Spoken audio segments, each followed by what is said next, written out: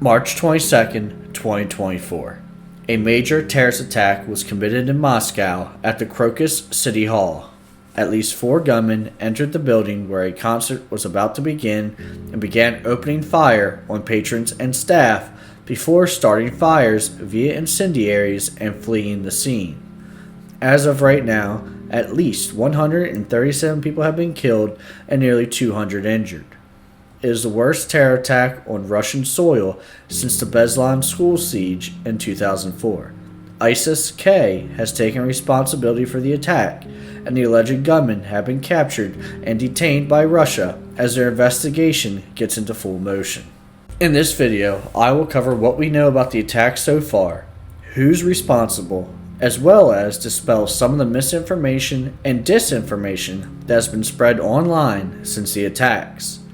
First, let's go over the timeline of what occurred during the attack itself from the information available at this time. The Russian band Picnic was scheduled to hold a concert on the evening of March 22nd in Crocus City Hall. The venue was reportedly sold out, but the exact number of people at the venue when the attack began is unknown. The hall has several configurations with a capacity over 4,000 for concerts. There was also a ballroom dancing competition reportedly taking place as well. At approximately 2000 hours Moscow time, 4 men dressed in military-style clothing and armed with Kalashnikov-style rifles and several incendiaries and possibly other weapons entered the building and began firing into the patrons before moving into the main concert hall. This is confirmed from video of the event that is extremely disturbing and can't be shown on YouTube. Upon entering into the main hall, the gunmen continued to fire into the crowd of concert-goers before starting several fires with incendiary devices, possibly Molotov cocktails. The fires that were started reportedly covered an area of around 139,000 square feet and contributed to the deaths of numerous victims from smoke inhalation. The fires wouldn't be brought completely under control until around 11 a.m. the next day. The attackers left the building at some point and began to make their escape attempt as emergency services and tactical police units arrived to secure the area, seek out the perpetrators, and begin helping the victims. Several hours after the attack began, ISIS-K, the Afghanistan-based branch of ISIS, claimed responsibility for the attack and later released body cam footage of the attack confirmed as coming from the attackers as further proof of their involvement. I'll discuss ISIS-K and their involvement in more detail later. As of the making of this video, the 4 suspected gunmen have been detained. They were arrested around 85 miles from the Ukrainian border, leading some to accuse Ukraine of being behind the attack, though Ukraine denies all involvement. A video of the arrest showed one of the attackers being beaten by Russian officers before having their ear cut off and being forced to eat it. All 4 attackers were brought to court on March 24th facing terrorism charges and showing signs of being severely beaten, and one was completely unconscious. The attacker that had their ear removed also had bandages over the removed ear. All 4 faced life imprisonment, and the 3 that were conscious during the hearing admitted guilt in the attacks. They also reported having been paid to take part in the attacks. A total of 11 people have been detained in connection with the attack, though the details on the other 7 are scarce. The 4 men were reported as being citizens of Tajikistan. Tajikistan is a nation of just over 10 million people in Central Asia that is 96% Muslim. It's notable for having been one of the constituent republics of the Soviet Union and is currently a member of the Collective Security Treaty Organization, or CSTO, which is a collective defensive alliance led by Russia that includes 5 other member states, including Tajikistan, and operates very similarly to NATO. Now let's move on to the alleged masterminds behind the attack, ISIS-K. As I stated earlier, ISIS-K is the Afghanistan-based branch of ISIS, with the K standing for Khorasan province. Khorasan refers to the historical region in Central Asia that includes all of Afghanistan and Tajikistan, as well as parts of Iran, Turkmenistan, Uzbekistan, and Kazakhstan. ISIS-K, like the other parts of ISIS, seeks to create a global caliphate with their focus being on this region of Central Asia. ISIS-K has been active in Afghanistan since 2015 and fought against the US-led coalition until the withdrawal in 2021 and was responsible for the Kabul airport bombing that killed 13 US service members and over 160 Afghan civilians.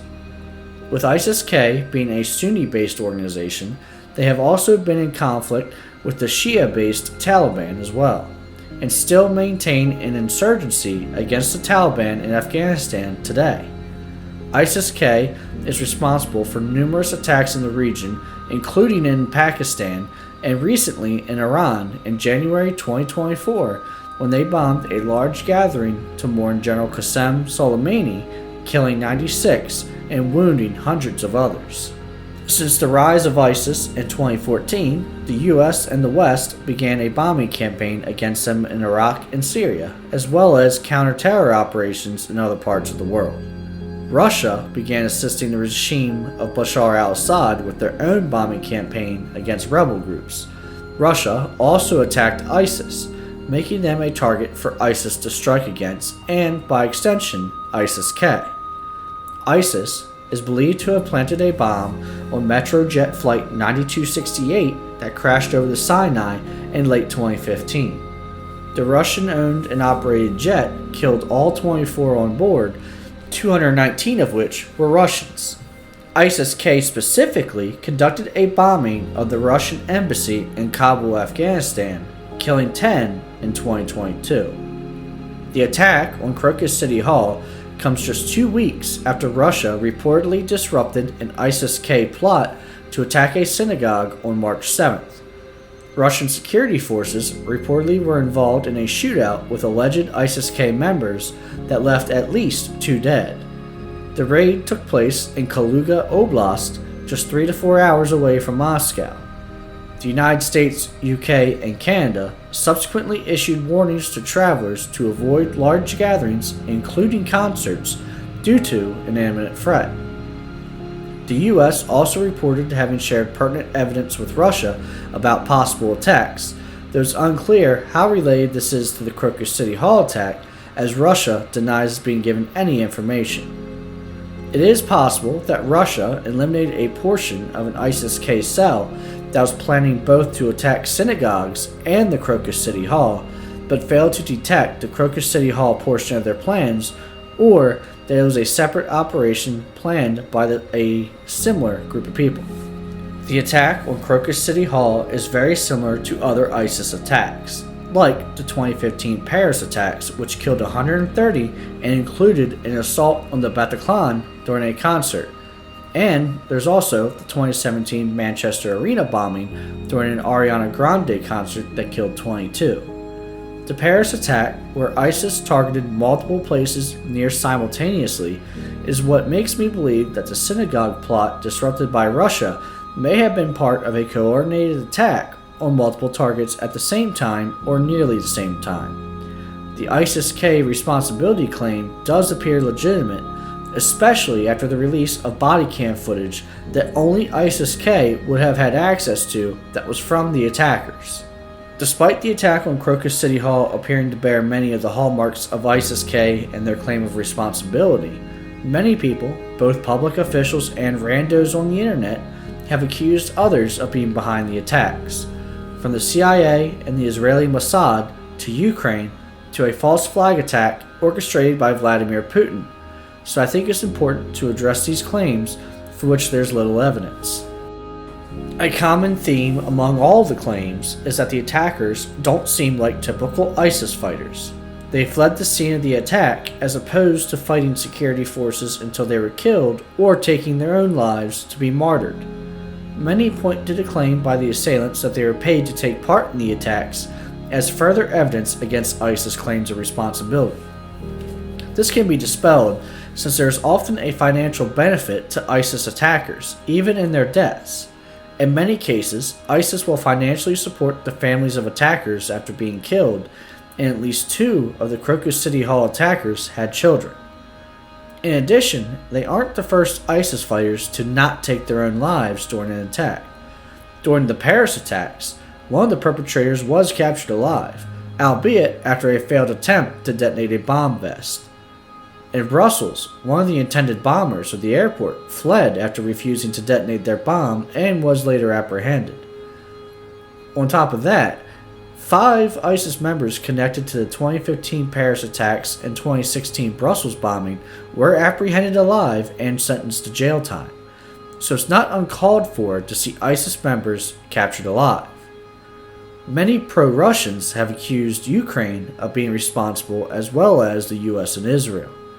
They point to the fact that the 4 attackers were apprehended 85 miles from the Ukrainian border as evidence they were trying to escape to Ukraine, where allegedly they would link up with their sponsors.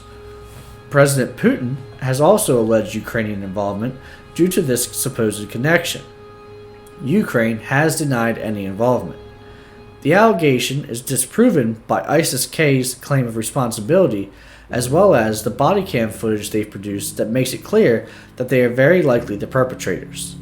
From a common sense approach, it would make very little sense for Ukraine to sponsor an attack of this type.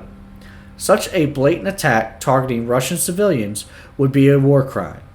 Ukraine is struggling to garner financial and material support in the West, especially in the United States, as the aid from the US has been held up for months. An attack like this would quickly turn Western sentiments against them and hurt any hope of further weapons and money coming to help them fight Russia.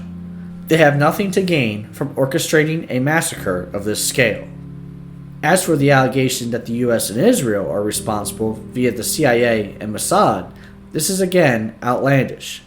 This allegation has its roots in the anti-Semitic and anti-American beliefs that the United States and Israel created ISIS as a form of fear-mongering and a way to further world control. This misguided belief asserts that the attack was somehow done to serve Israeli and U.S. interests. Neither nation has anything to gain from this attack, and most of the Israel-related accusations are rooted in the anti-Semitic beliefs related to Jewish control of world affairs. Another aspect of the allegation is that the U.S. is accused of advanced knowledge of the attacks based on their warning to travelers. If the U.S. was behind the attacks, why would they make such a public announcement warning people of the possibility? In addition, the warning came after the Russian raid that disrupted the alleged synagogue plot. Finally are the allegations of a Russian false flag attack orchestrated by Putin in order to drum up support against Ukraine or other adversaries. Much of this is rooted in allegations that the 1999 apartment bombings that were allegedly committed by Chechen terrorists and used to justify the Second Chechen War were planned and committed by the Russian intelligence service, the FSB, at the direction of Vladimir Putin to justify the war in Chechnya. This allegation has never been proven and is a subject deserving of its own analysis in greater detail. This is where the current allegation accuses Putin of orchestrating the attack to justify increased action against Ukraine. Again, ISIS-K taking responsibility for the attacks would appear to disprove this, as there is little connection to Ukraine. That doesn't mean Putin may not try to link Ukraine to the attacks, as he had already started to, both in his first statement after the attack and on March 25th. In the March 25th statement, Putin acknowledged that the attacks were committed by ISIS, but wanted to know who ordered them to do it, alleging that Ukraine was somehow behind the ISIS decision to attack. It's also important to note that Putin was also just re-elected by presenting himself as a strongman that will keep Russia safe from external threats. This attack would seem to undermine that image. Despite the elections being less than free, Putin still needs to maintain popular support. With all these claims, and with any conspiracy theory, you have to take a step back and ask yourself a simple question. What would the alleged party have to gain from orchestrating the event? Whether it's Putin, Ukraine, the United States, or Israel, they all have far more to lose by conducting an attack like this than they could ever gain. Meanwhile, The attack bears many of the hallmarks of past ISIS attacks. These allegations play into the ISIS goals of destabilizing and causing confusion and distrust in the institutions of Russia and other nations, as well as causing mass casualties. While the investigation into the attacks is ongoing, it will be interesting to see what more comes out about the perpetrators and how much Russia chooses to share with the world. In the meantime, any attacks against civilians should be condemned in the strongest terms, regardless of your opinion on the nation in which they reside. This attack is an atrocity of the highest degree. I'll continue to monitor any major updates, and I'll see you on the next one.